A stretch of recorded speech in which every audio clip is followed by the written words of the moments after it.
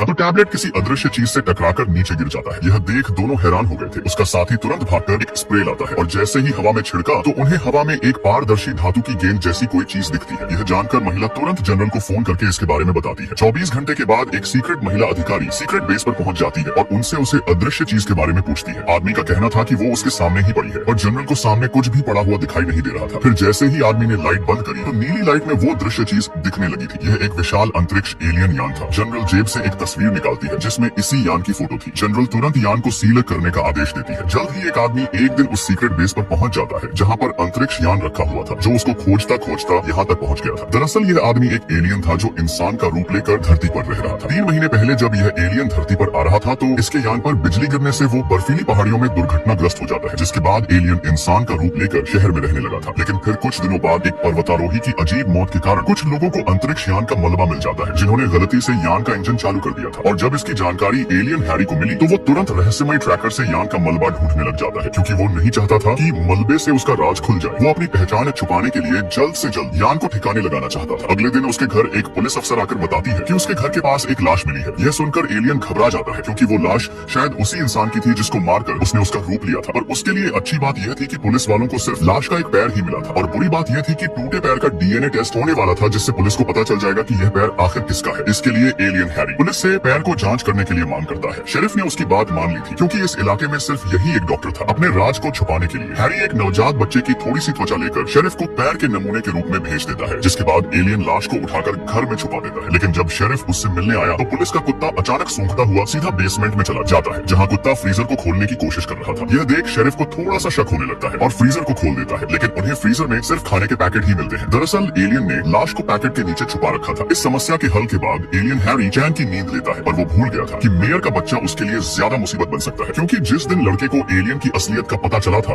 उस दिन से उसके पीछे पड़ गया था। वो अपने दोस्त को लेकर एलियन हैरी के घर पहुंच जाता है और छानबीन शुरू कर देता है। लेकिन जब उन्हें कुछ नहीं मिला तो दोनों बेसमेंट में चले जाते हैं और कोने में बंद फ्रीजर को देख उसे खोलने की कोशिश करने लगते हैं और उस पर ताला लगा था। तभी लड़के की नजर एक सेब पर पड़ती है जो हवा में तैर रहा था, जो सच में जादुई था। छोटी लड़की उत्सुकता से जैसे ही उसे छूती है तो दोनों को तेज बिजली का झटका लग जाता है जिसमें दोनों मारे जाते हैं। फिर शाम को जब एलियन घर लौटा तो बेसमेंट में बच्चों को देख चकरा गया था। वो उनको छूकर देखता है तो वो निपट चुके थे, इसलिए एलियन दोनों की लाश को बैग में डालकर ठिकाने लगाने जा रहा था। ये ऑफिसर जैसे ही महिला के कपड़ों को छूता है वो तुरंत बर्फ में जम जाता है। फिर सफेद महिला जैसे ही सांस छोड़ती है तो जमीन पर चारों ओर उसकी शक्ति फैल जाती है, जिसके संपर्क में आने से सारे लोगों की भावना पल भर में खत्म हो गई थी। पति पत्नी एक दूसरे से अलग हो जाते हैं, लोगों में झगड़ा होने लगा था, बच्चों में अचानक गुस्सा भर गया था। सब एक दूसरे के गिफ्ट छीनने में लगे हुए थे, सारे लोग ठंडे पड़ चुके थे। लेकिन एक छोटा लड़का और उसके पिता पर इस शक्ति का कोई असर नहीं हो रहा था, जिसे देख महिला चौंक जाती है और लड़के को अपने बर्फीले राज्य में ले जाने का फैसला कर लेती है। यह महिला बर्फ की रानी थी, लेकिन पिता जब लड़के को लेकर भागना चाहता था तो बर्फ की रानी के लोगों ने उसे रोक लिया था। उन्होंने जादुई अंगूठी से लड़के के पिता को एक जार में बदल दिया था और लड़के को कब्जे में ले लिया गया था। इसके बाद बर्फ की रानी शक्ति से लड़के को लेकर सीधा बर्फीले राज्य में टेलीपोर्ट हो जाती है, जहां रानी ने जादुई छड़ी से बर्फ का एक विशाल महल बना दिया था। फिर वो मंत्र पढ़कर बर्फीली जंजीरों को हवा में उठाती है और उन्हें दूर भेजकर भारी जंजीरों से बंधे हुए खूंखार जानवर बना देती है जो रानी के सामने झुक गए थे। फिर रानी के आदेश पर चारों जानवर अलग अलग दिशाओं में भागने लगते हैं जो रास्ते में आने वाली हर एक चीज को बर्फ में जमा देंगे। फिर लड़का महल में आता है और हैरान हो जाता है, पूरा महल बर्फ का था, हर एक खंभा क्रिस्टल जैसा चमक रहा था। तभी रानी कहती है कि मैं कई सालों से यहाँ पर अकेली रह रही थी, अब से तुम भी हमेशा मेरे साथ रहोगे। रानी लड़के के पीछे से एक बर्फीला भेड़िया निकालती है जो लड़के की रक्षा के लिए था। फिर रानी लड़के को हाथ उठाकर महल की कल्पना करने को कहती है, जिसके बाद जादुई छड़ी घुमाते ही लड़के की कल्पना साकार हो गई थी। उसने एक छोटा सा बर्फ का महल बना दिया था। लड़के को नहीं पता था कि उसके अंदर बर्फ की शक्तियां हैं जो अभी पूरी तरह से जागृत नहीं हुई हैं। रानी उसे अपना सहायक बनाना चाहती थी, जिस कारण वो लड़के को महल से बाहर जाने पर रोक लगा देती है। रानी लड़के को आसान जादू करना सिखाती है, जिसे प्रतिभाशाली लड़के ने तुरंत ही सीख लिया था। उसने हवा में